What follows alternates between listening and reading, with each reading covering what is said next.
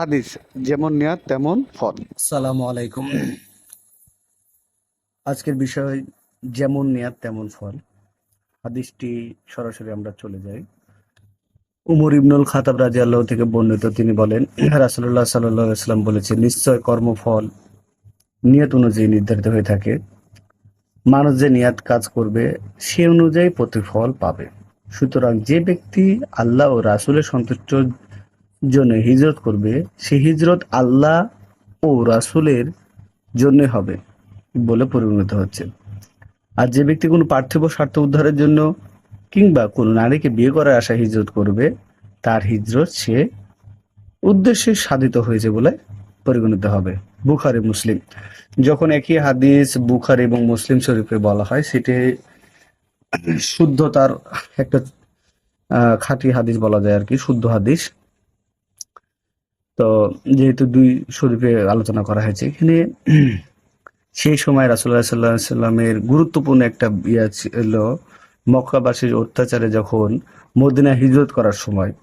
এখন যার যার হিজরতটা ছিল আল্লাহর সন্তোষের জন্য, আল্লাহ এখন চাচ্ছেন যে নবী রাসূলের মাধ্যম দিয়ে যখন হিজরত করা দরকার, মক্কা না থেকে মদিনায় যে আল্লাহর উদ্দেশ্যে যে থাকা, এর জন্য যে এই উদ্দেশ্যে আল্লাহ সন্তুষ্ট অর্জন যারা করছে, সেটাই হচ্ছে যে পরিপূর্ণ নিয়াত। এই নিয়াতের বাইরে যদি কোনো দুনিয়ার স্বার্থ যদি হয়, যে আমি ওখানে যাচ্ছি, কিছু মদিনা থেকে কিছু মালামাল নিয়ে মক্কায় আবার এসে ব্যবসা করব, তাহলে কি হবে?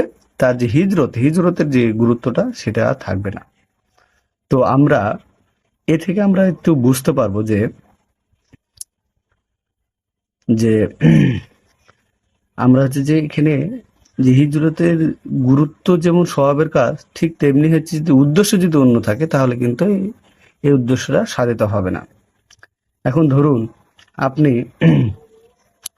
কোনো জায়গায় যাচ্ছেন দ্বীন ইসলামের প্রচারে, আপনি ওখানে গেলেন, কিন্তু আপনার একটা নিয়ত ছিল যে না, ওখানে এক পরিচিত আছে বা বোন আছে বা এরকম, তার সাথে দেখা হবে বা তার সাথে কথা হবে, তাহলে কিন্তু ওই পার্থিব স্বার্থে যদি চলে আসে, তাহলে আপনার ওই ইসলাম যে প্রচার করতে যাচ্ছেন সেটা কিন্তু সফলকাম হবে না।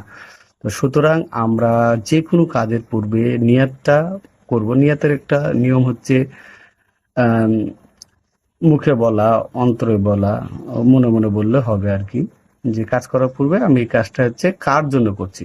অবশ্যই যে কোনো কাজ যদি আমি আল্লাহর জন্য করি, ছোট ছোট কাজগুলো, তাহলে কিন্তু আমরা এর মাধ্যমে কিন্তু আমরা হচ্ছে কি পাবো। যদি আপনার যদি মনে করে যে না, কোনো ব্যক্তি যদি মনে করে যে এখানে আমার হচ্ছে যে, যেমন হচ্ছে যে এল বা কোরআন হাফেজ হওয়া, এটা কিন্তু খুব হচ্ছে মহৎ কাজ। কিন্তু যেরকম থাকে যে না, আমি হচ্ছে যে এই এলাকার মধ্যে কারি হব, বা এটাই হচ্ছে আমার কাজ, মানুষকে দেখানো যে কারি ছাড়া কেউ না, কারি একটা সম্মান করবে, তাহলে কিন্তু হচ্ছে কারির যে একটা হচ্ছে যে বা হাফেজের একটা গুরুত্ব, সেই গুরুত্ব থাকবে না। সেক্ষেত্রে ক্ষেত্রেও আমরা হচ্ছে চেষ্টা করব যে কোনো কাজ ছোটখাটো থেকে শুরু করে আমরা নিয়তটা আল্লাহর উদ্দেশ্য নিয়ে আসবো। আসসালামু আলাইকুম।